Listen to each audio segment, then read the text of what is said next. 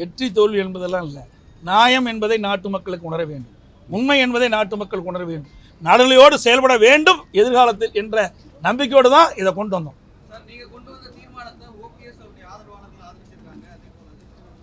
அவருக்கும் சட்டப்பேரவைத் தலைவர் சரியா வாய்ப்பு கொடுக்கலன்னு நினைக்கிறேன். அதனால தான் அவர் இதை எதிர்த்திருக்காரு. இதில் ஆளுங்கட்சி எதிர்கட்சியெல்லாம் கிடையாது. ஏன்னா திராவிட முன்னேற்ற கழகம் தான் தோழமை கட்சிக்கு கொடுக்கலிங்கிறார்.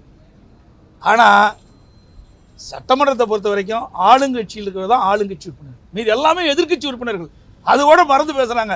தோழமை கட்சிக்கு எங்களுக்கு கொடுக்கல, வெளியில் தான் தோழமை கட்சி.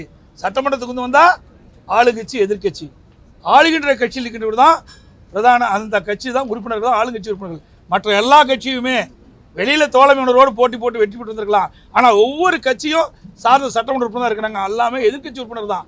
அதை கூட மறந்து அந்த சட்டமன்ற அவருடைய கூட்டணியில் அங்கே வைக்கின்ற சட்டமன்ற உறுப்பினர்களாம் தோழமை கட்சி கொடுக்கலன்னு சொல்கிறாங்க. இங்கேயும் தோழமை கட்சி தான் பார்க்குறாங்க. அதான் எல்லாம் பாராட்டி பேசுகிறாங்க. அது நீங்கள் புரிஞ்சுட்டா நாங்கள் என்ன செய்யுது? நீங்கள் நினைக்கிறதெல்லாம் நாங்கள் பதில் சொல்ல முடியாதே.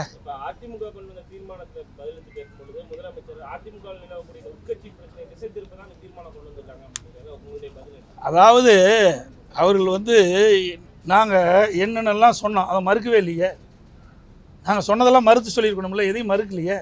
நான் என்னென்ன காரணத்திற்காக சட்டப்பேரவைத் தலைவர் பதவி நீக்கம் தீர்மானத்தை கொண்டாந்து நான் சொன்னேன். அதுக்கெல்லாம் எந்த பதிலும் கிடையாது. ஒரே வழியில் சொல்லி இதை எப்படியாவது எப்பொழுதும் போல் இதை திசை திருப்ப வேணும். இதுக்கு அப்படி பேசுகிறார். அது மட்டும் இல்லை, இப்போ சட்டப்பேரவைத் தலைவர் அந்த ஆசனத்தில் அமர்ந்த உடனே முதலமைச்சர் ஆணைக்குப்படி தான் செயல்படுங்க. இப்போ பேசிக்கிட்ட பொழுது முதலமைச்சருடைய ஆணைப்படி தான் செயல்படணும்னு அறிவிக்கிறாரு. நான் அதான் சொன்னேன், இது யார் இயக்குறான்னு நான் கூட கேட்டேன்.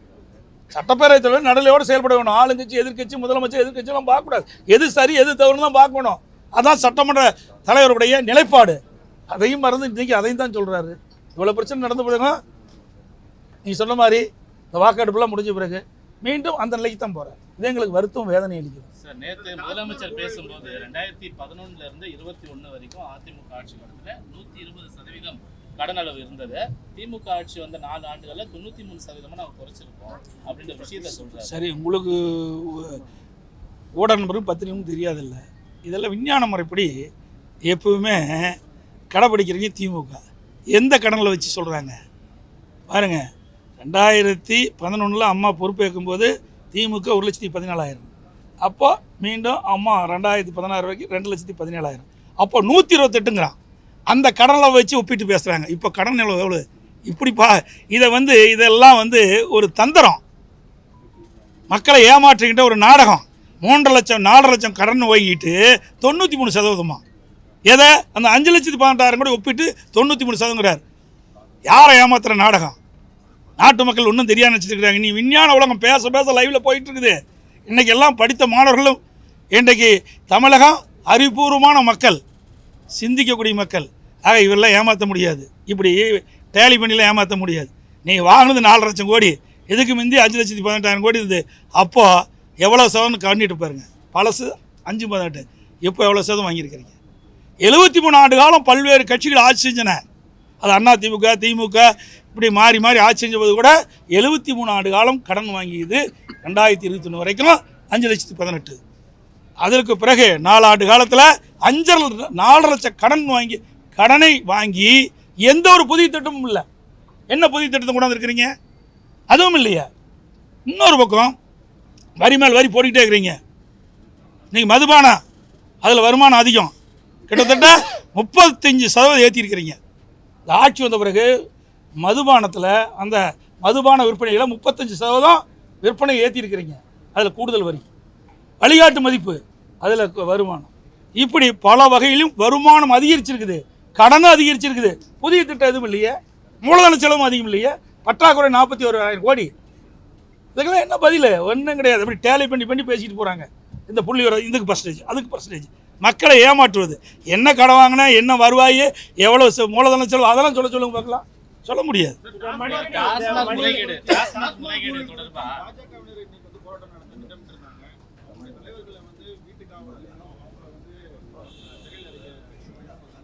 அதாவது அமலாக்கத்துறை வெளியிட்டது, நான் ஏற்கனவே சொல்லிக்கிட்டேன், ஊடகத்திலையும் பத்திரிகையிலையும் நான் கருத்தை சொல்லியிருக்கிறேன். அமலாக்கத்துறை வெளியிட்டது சொன்னேன். 1000 கோடி அளவுக்கு அதில் அமலாக்கத்துறையில் முறைகேடு நடந்திருப்பதாக அமலாக்கத்துறையினுடைய அறிவிப்பில் பத்திரிகையிலையும் ஊடகத்திலையும் வந்த செய்தி. ஆனால் அந்த முழு எங்களுக்கு வரல.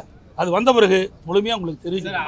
ஆனால் எங்களுக்கு கிடைத்த தகவல்படி இந்த 1000 கோடி இல்லை, இந்த ஆட்சி பொறுப்பேற்றிருந்து சுமார் 40,000 கோடிக்கு மேலே இந்த டாஸ்மாகில் ஊழல் நடந்திருப்பதாக, முறையே நடந்திருப்பதாக தகவல் கிடைச்சிருக்கு. இதையெல்லாம் முழுமையாக தெரிஞ்ச பிறகு ஊடகத்திலையும் பத்திரிகையிலும் நாங்கள் வெளிப்படுத்துவோம். அமைச்சர் வந்து ஒரு விளக்கத்தை சொல்றாரு. அமைச்சர் இந்த டாஸ்மாக் முறை ஒரு விளக்கத்தை சொல்றாரு. ஒரு 10 கடைகள் தவறு பண்ணுச்சுன்னா அந்த 10 கடைகள் மேல நாங்கள் நடவடிக்கை எடுப்போம். அந்த எஃப்ஐஆரை வச்சு தான் எங்களுக்கு அமலாக்கத்துறை இது போன்ற ஒரு நடவடிக்கை எடுத்திருக்கு. அது நாங்கள் எப்படி பொறுப்பாக தான் நாங்கள் சொல்கிறோங்க. இப்போ அவ்வளோ நல்லா சொல்கிறாருல்ல. நான் அதிமுகவில் நான் நெடுஞ்சாலைத்துறை அமைச்சராக இருந்தேன். நெடுஞ்சாலைத்துறை அமைச்சராக இருக்கும்போது நாங்களே டெண்டர் விட்டோம். டெண்டர் விட்டது அதிகாரி தான். என்ன கேஸ் ஃபைல் பண்ணாங்க, எங்கிட்ட டிவிசியில் போட்டாங்க, நீதிமன்றத்துக்கு போனாங்க, உச்சநீதிமன்றம் போனாங்க. அப்போல்லாம் யாரை கேட்டு போனாங்க? இவங்களுக்கு ஒரு நியாயம் எங்களுக்கு ஒரு நியாயமா? அப்போ நாங்கள் தவறு செஞ்சோமா? ஆனால் நீதிமன்றத்தில் நான் வாதாடினேன். இவர்கள் யார் வழக்கு தொடர்ந்தாங்களோ அவர்கள் வழக்கை திரும்ப பெறன்னு சொன்னாங்க. இல்லை, நான் வழக்கை நடத்துகிறேன்னு சொன்னேன். ஏன்னா ஏற்கனவே அதை பேசி பதிவாகியிருக்குது. ஆக நான் நிரபராதி என்று நீதிமன்றத்தின் மூலமாக நிரூபித்தேன். அது மாதிரி நிரூபிக்க சொல்லுங்க. இல்லை விருதான மடியில் கனமில்ல வழியில் பயம் இல்லை. ஏன் அமலாக்கத்துறை கண்டு பயப்படுற? போ, வழக்கு போட்டால் சந்தி, நீதிமன்றத்துக்கு போ, உன்னுடைய நியாயத்தை எடுத்து வை, நீதிமன்றம் தீர்ப்பு கொடுக்கட்டும். எங்களையெல்லாம் போட்டீங்கள, என் மீதே போட்டீங்கல்ல. டெண்டரே வைக்காது ஊழல்னா எவ்வளோ அறிவுபூர்வமான ஆட்கள். எங்க டெண்டரே இல்லை, உலக வங்கியில் அந்த நிதியை கொடுக்கல, ரத்து. மீண்டும் மாநில அரசாங்கம் அதை எடுத்து மீண்டும் அந்த டெண்டரை எடுத்து 2ஆக பிரித்து விட்றோம். வெவ்வேறு டெண்டர் எடுக்கிறாங்க. அதில் எப்படிங்க ஊழல் நடக்கும்? சும்மா ஹைகோர்ட் கிழிச்சிட்டாங்க. இவர்கள் யார் வழக்கு போட்டாங்களோ அவெல்லாம் போட்டு வைக்க எடுத்தாங்க. எதற்காக சொல்லிட்டுனா, இவர்கள் தொடுத்தா வழக்கு, மற்றவர்கள் தொடுத்தா பொய். அமலாக்கத்துறை எங்களை வந்து ரெய்டு பண்ணுறது, நாங்கள்லாம் டீலிமிட்டேஷன் சொன்னதுனால, மொழி கொள்கை சொன்னதுனால வரதுங்கிறாங்க. எங்களுக்கு வந்தது என்ன கொக்கரிச்சிக்கிட்டு இருந்தீங்க? உங்களுக்கு வந்தால் ரத்தம், எங்களுக்கு நமக்கு வந்த ரத்தம், அவர்களுக்கு வந்தா தக்காளி சட்னி. கரெக்டாக சொல்லுங்க. அவங்களுக்கு வந்தா ரத்தம், எங்களுக்கு வந்து தக்காளி சட்னியா? நல்லா சொல்லு. நீங்கள் பத்திரிகையாளர் ஊடகக்குள்ள நீங்களே பாருங்க, எவ்வளோ கிட்டலு கேலி எங்களை பேசிகிட்டு இருந்தாங்க. நாங்கள் இப்போ மட்டும் சொல்கிறேன், அடுத்த ஆட்சி அதிமுக வருவது உறுதி. எல்லா டிபார்ட்மெண்ட்லையும் ஊழல். இந்த ஊழல் விசாரிக்கிறதுக்கு 5 வருஷம் வேணும். அந்த அளவுக்கு ஊழல் மலிஞ்சு கிடக்கு இந்த ஆட்சியில். அவ்வளோ ஊழல், எல்லா துறையிலுமே ஊழல். கவலையெல்லாம் செய்கிறாங்க, எதை பற்றியும் பயம் இல்லை, சர்வசாதாரணம் நடக்கிறாங்க. அதையெல்லாம் சொன்னால் இப்போ தப்பிச்சுக்குவாங்க. ஆட்சி வரட்டும், முறைப்படி வழக்கு தொடரும். அப்பொழுது மக்களும் பார்த்துக்குவாங்க, ஊடகங்களும் பத்திரிகைகளும் கொஞ்சம் சப்போர்ட்டாக இருக்கு. முதலமைச்சர் இன்னைக்கு சொல்லியிருக்காரு, திமுகவுக்கு வாக்களிக்காதவர்களும் ஏன் வாக்களிக்கவில்லை என்று இயங்கக்கூடிய வகையில் தான் திமுக ஆட்சி இருக்கு. இன்னைக்கும் சட்டப்பேரவையில் சொல்லியிருக்காரு, பிரமாதமாக சொல்லியிருக்காரு. முதலமைச்சருடைய திறமை யாராலையும் பண்ண. ஏங்க எல்லாத்துக்கும் முதலமைச்சர் ஒருத்தர் தாங்க, எப்படி அவர் கண்டுபிடிச்சாரு? நோபல் பரிசு கொடுத்துடலாம். தமிழ்நாட்டில் எத்தனை முதலமைச்சர்? ஒரே முதலமைச்சர் தான் வர முடியும். ஓட்டு போடாத ஜனநாயக உரிமை. அதனால் ஓட்டு போட்டவருக்கு ஓட்டு போடாதவருக்கு தனித்தனியாக பிரித்து கொடுக்க முடியுமா? விட முடியாதுங்க. இது ஜனநாயக அடிப்படை உரிமை. யாருக்கு வாக்களிக்க வேண்டும் என்று வாக்காளர் நினைக்கிறாங்களோ வாக்களிப்பாங்க. அது ஆட்சிக்கு வந்தவர்கள் எல்லாருக்கும் சமமாக தான் பார்க்கணும். ஆட்சிக்கு வந்த பிறகு நான் முதலமைச்சர் ஆகிட்டேன், நீ அதிமுக ஓட்டு போட்ட உனக்கு செய்ய மாட்டேன், அப்படி தான் செய்கிறாங்க. அப்படி தான் இப்போ செஞ்சுட்டு இருக்கிறாங்க.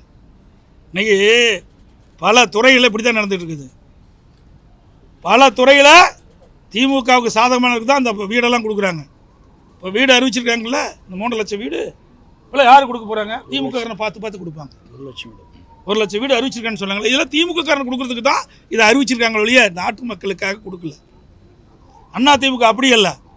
அதிமுக ஆட்சிக்கு வந்தாவே ஏழைகளுக்கு நன்மை செய்யக்கூடிய திட்டமாக தான் இருக்கும். எந்த திட்டத்தை அறிவித்தாலும் அது முழுமையாக மக்களுக்கு போய் செய்கிற திட்டமாக தான் இருக்கும். அது உங்களுக்கு ரொம்ப அவசியமாக இருக்கணுமான்னு கேட்குறேன். ஏங்க எங்களை பிரித்து பார்க்குறதுலையே பார்க்குறீங்க? நல்லா உஷாராக கேள்வி கேட்குறீங்க. எப்போ பார்த்தாலும் இதில் எப்பாவது ஒரு குழப்பம் வரணுமா? அப்படித்தான் இருக்கீங்களா ஒழிய ஒற்றுமையாக இருக்கும்னு என்னங்க? நாங்களாம் எப்போ ஒற்றுமையாக தான் இருக்கிறோம். நீ யாராலையும் பிரிக்க முடியாதுங்க. நான் என்னைக்கு முதலமைச்சரானோ அன்னையிலிருந்து இந்த திட்டத்தை போட்டுக்கிட்டு தான் இருக்கிறாங்க. ஆனால் அதெல்லாம் உடைச்செறிஞ்சிட்டு தான் இருக்கிறோம். அதிமுக யாராலையும் உடைக்க முடியாது, முடக்க முடியாது. அதில் முயற்சி பிறகு தான் மூக்குடைப்பார். மூக்குடைந்து போகும்.